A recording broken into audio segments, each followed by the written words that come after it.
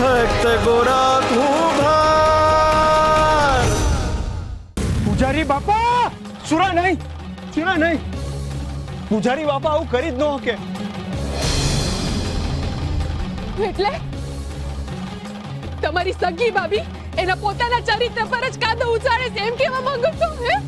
ના ભાભી, મેં એવું નથી કીધું. મેં એમ કીધું આ પૂજારી બાપા ગમે એવા છે, પણ એમનું ચારિત્ર આટલું ખરાબ નથી.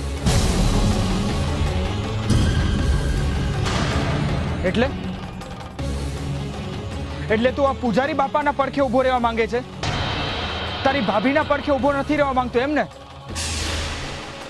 ગોરા, મને લાગે છે તું આપણી માનું મૃત્યુ ભૂલી ગયો છે. ભાઈ શુરા, શાંત થા, ઉતાવળિયો ન થા.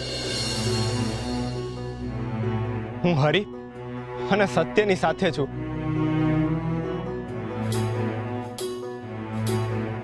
એ વાત સાચી છે કે આપણી માના મૃત્યુ માટે પૂજારી બાપા નિમિત્ત બન્યા હતા,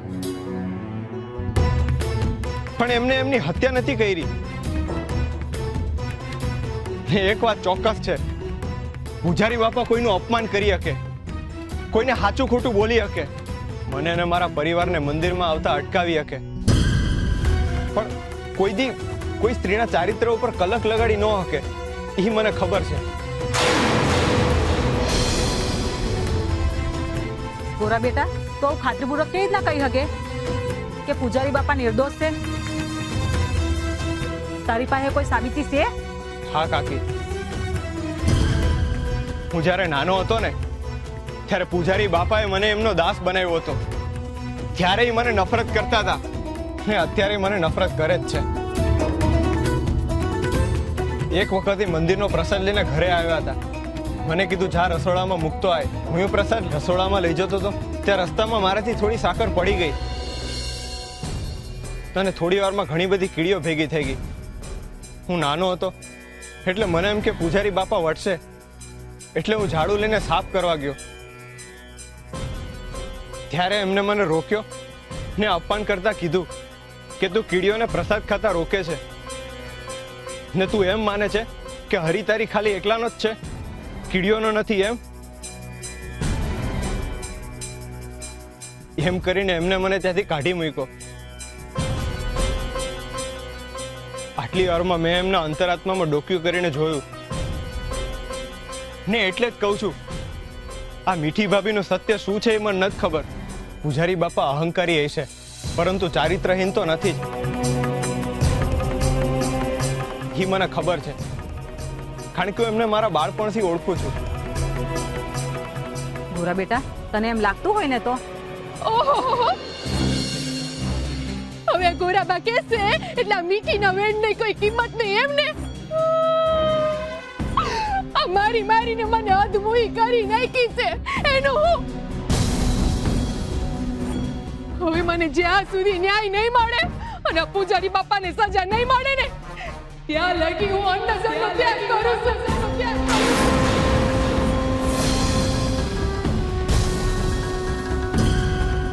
જ્યાં લગી મને મારો ન્યાય નહીં મળે ત્યાં લગી હું ભૂખી તરસી અહીંયા બેહી રહીશ. મારા પ્રાણોની આહુતિ આપી દઈશ. આજે તો મીઠી પણ જોહે કે આ કુદરતનો ન્યાય મોટો છે કે પછી આ પૂજારી બાપા મોટા.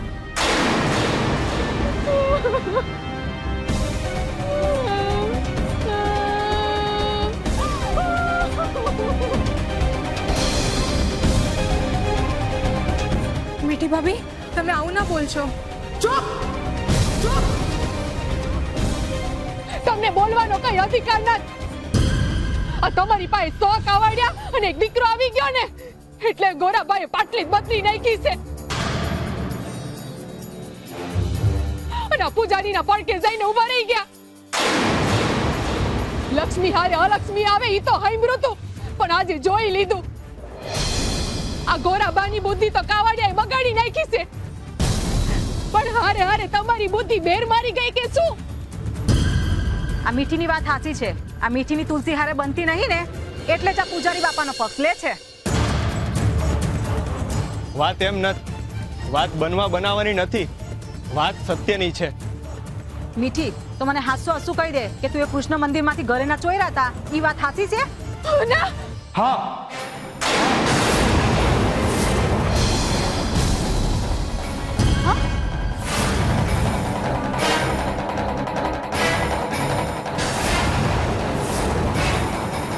જોયું, મેં કહ્યું તું ને.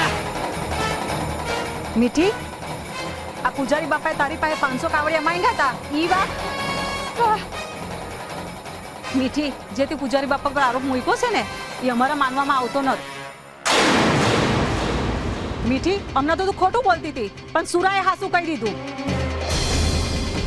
હાસે હાસુ બોલ, તને પૂજારી બાપાએ મારી હતી?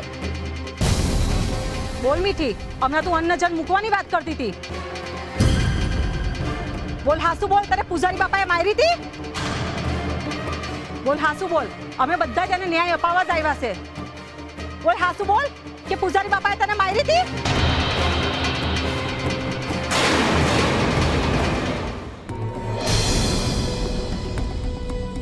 આખું ગામ ગોરા ગેલું થઈ ગયું છે. જોયું? પૂજારી બાપા, મેં ગુસ્સામાં આવીને તમને મીઠી આવું બધું કરશે એ મને ખબર જ નથી. કૃષ્ણ ભગવાનના ઘરેણાના 500 કાવડિયા હું તમને ગમે તે રીતના પાછા આપી દઈશ. હાલો.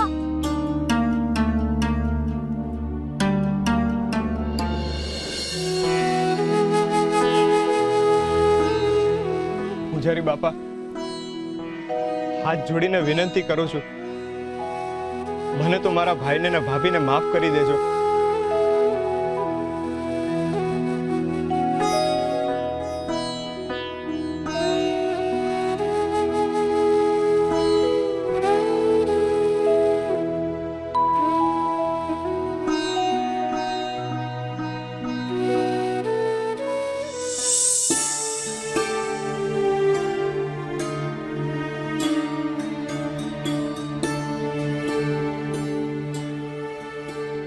રૂકમણી, કેમ તમારા મુખ ઉપર આજે આટલું બધું આશ્ચર્ય છવાઈ રહ્યું છે? કંઈ પૂછવા માંગો છો? તમારે જે કંઈ પણ પૂછવું હોય એ નિસંકોચ થઈને પૂછો, કારણ કે તમને દરેક બાબતો પૂછવાનો સંપૂર્ણ અધિકાર છે.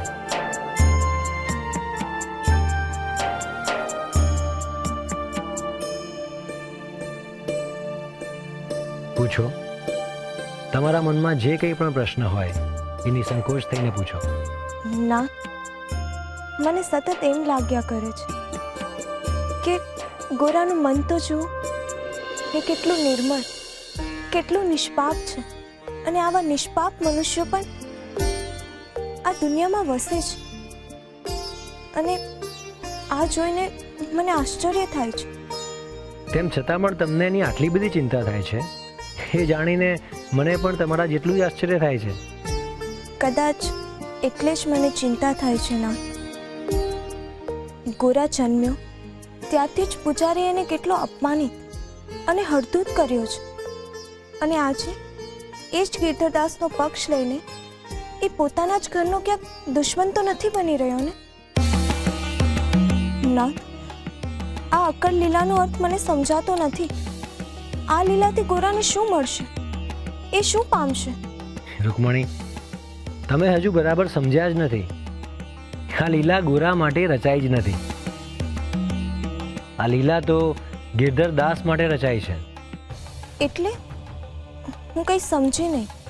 તમને યાદ છે એ દિવસ જ્યારે ગિરધરદાસના હાથમાં મંદિરની સત્તા આવી હતી? ત્યારે એને પોતાના શુદ્ધિકરણ માટે એક તક આપવામાં આવી હતી. હા, પણ એ તક તો તેણે વેડફી નાખી હતી. અને પોતાની તકને વેડફ્યા પછી પણ મન તો મેલું જ રાખ્યું હતું. હા, બસ એ જ રીતે ગિરધરદાસને પોતાના શુદ્ધિકરણ માટેની આ બીજી તક આપવામાં આવી છે. એવું સમજી લો.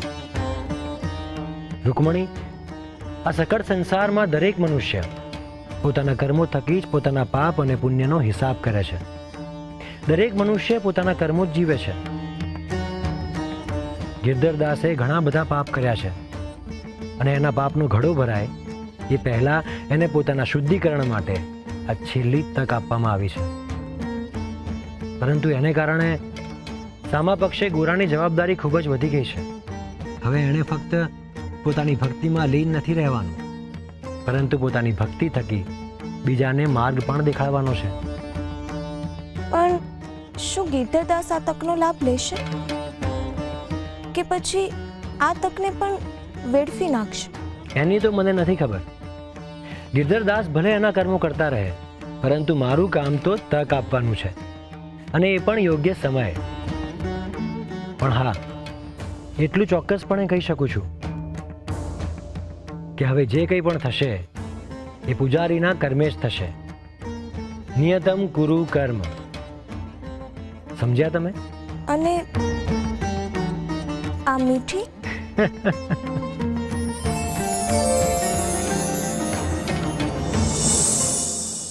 મીઠી, ત્યાં હું કર્યું એનું તને ભાન છે? એક તો તે મંદિરમાં ચોરી કરી, અને બીજું આખા ગામ વચ્ચે આપણા કુટુંબની આબરૂના ધજાગરા કર્યા, એ અલગ. મીઠી, હું તારી સાથે વાત કરું છું. તારા મોઢામાં મગ ભરીને બેહી ગઈ છે કે શું? અરે તને પૂછું છું કે તે આ બધું હું કામે કર્યું? હું તારી સાથે વાત કરું છું, મને જવાબ આપીશ? મીઠી, હું તારી સાથે વાત કરું છું. આ છોડો, મને દુઃખ થશે. અને તે જે મને દુઃખ આપ્યું એનું કાંઈ નહીં. તારું દુઃખ ઈ દુઃખ અને મારું દુઃખ કાંઈ નહીં. આને પત્ની ધર્મ નિભાવ્યો કહેવાય? હા મીઠી, તું મને એમ કે તે આટલું મોટું અને હલકી કક્ષાનું કામ કર્યું જ શું કામ?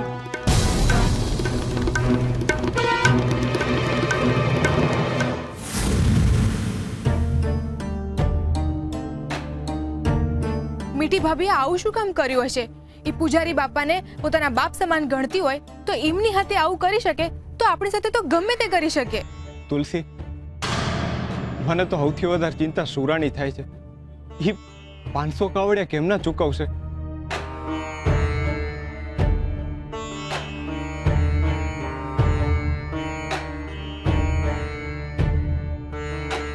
આમાં 100 કાવડિયા છે, એનાથી સુરાણી થોડી ઘણી મદદ તો થઈ શકશે. તમને શું લાગે છે? જુઓ, આમે હરિએ આપણને ચાકડો ફેરવતા ને માટલા ઘડતા તો શીખવી જ દીધું છે. ને રહી વાત પેટ ભરવાની, એ તો હરિ આપણું ભરી જ દેશે. મને શ્રદ્ધા છે હરિ ઉપર. પણ અત્યારે આની જરૂર આપણા કરતા સુરાને વધારે છે. મને લાગે છે હું એને આપી દઉં. સારું, જાઓ આપી આવો.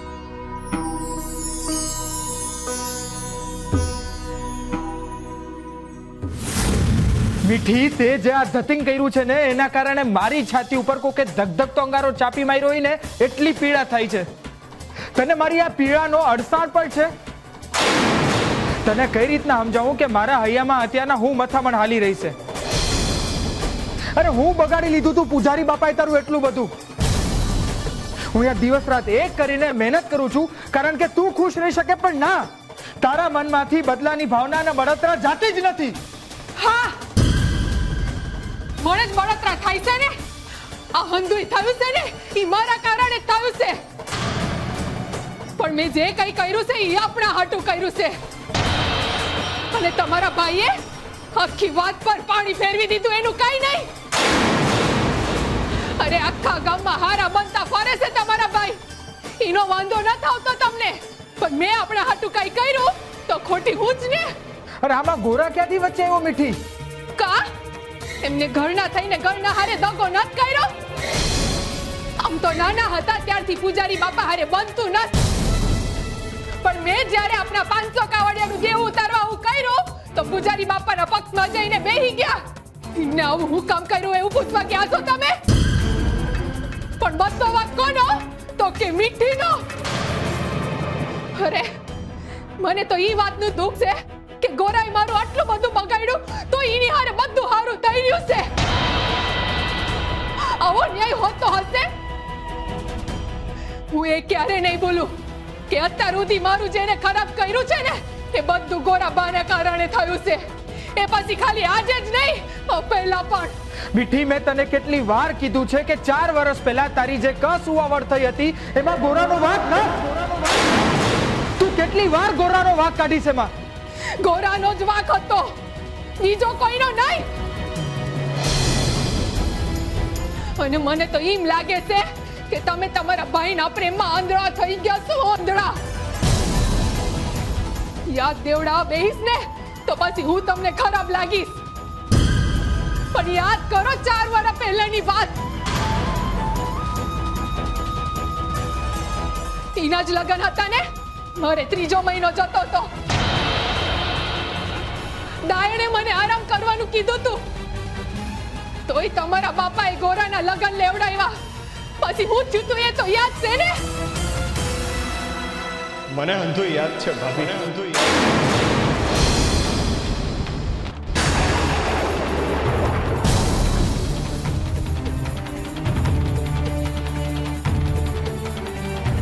મારા લગ્ન હતા ને અંધી જવાબદારી તમારા ઉપર આવી ગઈ હતી. મહેમાનોની આગતા સ્વાગતા કરવી, એમને ઉતારો આપવો, ખાવા પીવાની વ્યવસ્થા કરવી, એમના લુગડા ધોવા, એ અંધી જવાબદારી તમે જ નિભાવી હતી. મને યાદ છે ભાભી. ને તમે કામમાં એટલા ખોવાઈ ગયા હતા ને કે મારાથી ઢોળાયેલું પાણી તમે જોયું નહીં. તમે લપસી ગયા અને મારી કસુવાવડ થઈ ગઈ. ઈ પછી મને ક્યારે સારા દિવસો રહ્યા નથી. તમારા કારણે હું વંજણી બની ગઈ છું. આ હંધુય તમારા કારણે થયું છે. મારી સુવાવડ પછી લગ્ન કર્યા હોત ને તો આજે સ્થિતિ અલગ જ હોત. ન ઘરમાં મહેમાન આવ્યા હોત, ન મારે કામ કરવું પડત, ન મારો પગ લપસ્યો હોત. અને હવે તમે ગામના ચોરે આપણા આખા ઘરની આબરૂના ધજાગરા કર્યા છે ને, એના કારણે તમારા ભાઈએ 500 કાવડિયાનો ભાર વેઠવો પડશે. નહીં વેઠવો પડે ભાભી, એના હાટું જ અહીંયા આવ્યો છું. સુરા, આમાં 100 જેટલા કાવડિયા છે ને હવે જેમ જેમ ચાકડો હાલશે ને એમ હું તને તારું દેવું પૂરું કરવામાં મદદ કરીશ. તું જરાય ચિંતા કરમાં કે મૂંઝામાં, હું તારી હાથે જ છું. ના ભાઈ ના. ના, આ કાવડિયાને પાછા ન ઠેલ, નહીતર તને આપણી માના હમશે.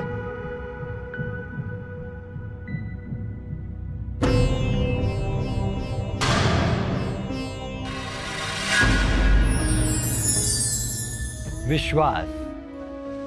આપણી સામે જ્યારે આપણી કોઈ પૂતિકી વ્યક્તિ આવે અને એ આપણને કહે કે હું તમારા વિશે આવું જ વિચારું છું, ત્યારે આપણે એક ક્ષણનો પણ વિચાર કર્યા વિના એના પર વિશ્વાસ કરીએ છીએ. વિશ્વાસ એટલે આપણને ખબર છે કે આ વ્યક્તિ ક્યારેય મારા માટે ખરાબ નહીં વિચારે. પરંતુ ક્યારેય તમે એવી વ્યક્તિ પર વિશ્વાસ કર્યો છે જેણે તમને ખૂબ જ દુઃખ આપ્યું હોય? નહીં ને? પરંતુ સાચો વિશ્વાસ તો એ જ છે જે દુશ્મનના ગુણને પણ સ્વીકારે છે. બીજાની સામે તમે એવો વિશ્વાસ દાખવો છો કે આ વ્યક્તિ આવું તો ન જ કરી શકે. એ જ છે તમે કરેલો અને સમજેલા સાચા વિશ્વાસનો અનુભવ. હા, એટલે જ હરે એમના હંદાય સંતાનોને એક સરખો જ પ્રેમ કરે છે અને જે એમના ઉપર વિશ્વાસ રાખે છે એ ક્યારેય દુઃખી ન થતા.